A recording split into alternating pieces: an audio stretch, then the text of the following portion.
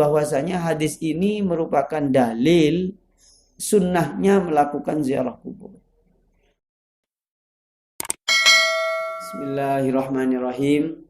Assalamualaikum warahmatullahi wabarakatuh.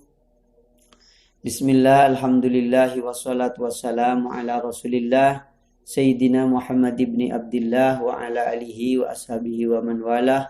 Salatu wa salaman daimaini mutalazimaini ila yaumil qiyamah.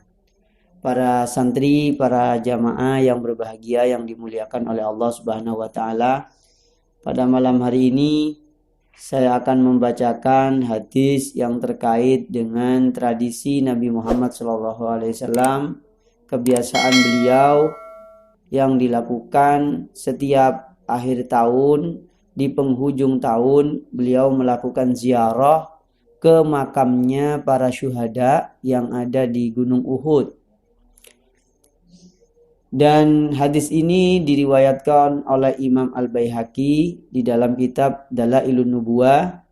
Di dalam kitab Al-Mustadrak lil Hakim, beliau Al-Imam Hakim mengatakan waqala hadisun sahihun. Di dalam kitab Al-Bidayah wa Nihayah, Imam Ibnu Katsir juga mengutip hadis ini.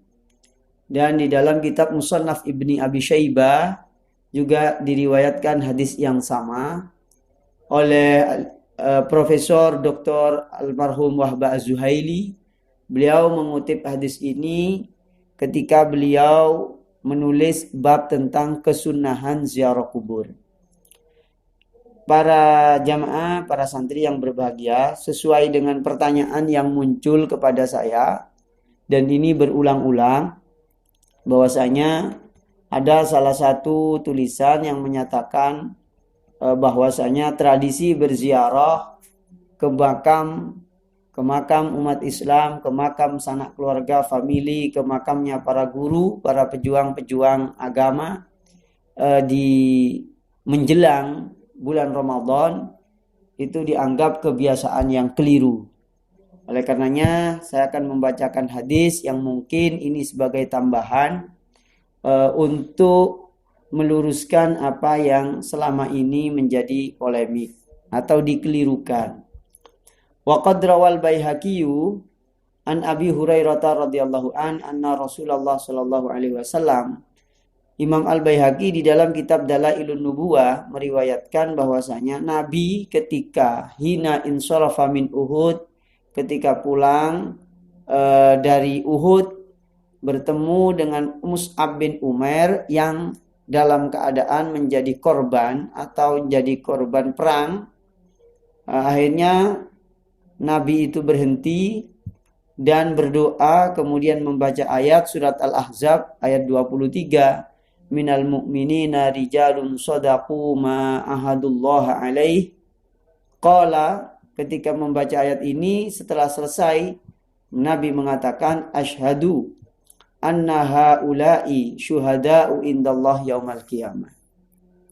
Mereka yang gugur di medan perang, di perang Uhud khususnya, itu mereka adalah syuhada'u indallah. Orang-orang yang mati syahid di sisi Allah di hari kiamat nanti dicatat sebagai orang yang syuhada. Maka Nabi mengatakan kepada para sahabat yang ada pada saat itu, fa'tuhum wazuruhum. Maka datangilah mereka, wazuruhum, berziarahlah ke makam-makamnya para syuhada, orang-orang yang berjuang di jalan Allah. Jadi dalam konteks masa Rasulullah, syuhada itu adalah para pejuang Islam. Jadi orang-orang yang mempunyai peran penting, yang orang punya jasa penting di dalam agama Islam. Dan Nabi melanjutkan, walladzi nafsi biyadihi, demi zat yang jiwaku ada dalam kekuasaannya, la yusallimu alaihim ahadun ila yaumil qiyamah illa raddau alaihi. Tak seorang pun bila orang itu uluk salam kepada mereka, membaca doa untuk mereka, maka mereka para orang yang mati syahid itu menjadi yang sudah menjadi gugur di medan perang itu menjawab salamnya, berbahagia dengan doa-doanya orang yang masih hidup. Nah, para ulama mengatakan bahwasanya hadis ini merupakan dalil sunnahnya melakukan ziarah kubur. Dan hadis ini diriwayatkan oleh ulama-ulama ahli hadis yang sudah saya sebutkan tadi. Di antaranya adalah Imam Hakim mengatakan bahwa hadis yang berhubungan dengan ziarahnya Nabi ini dilakukan di setiap tahun dan ini adalah hadis sahih.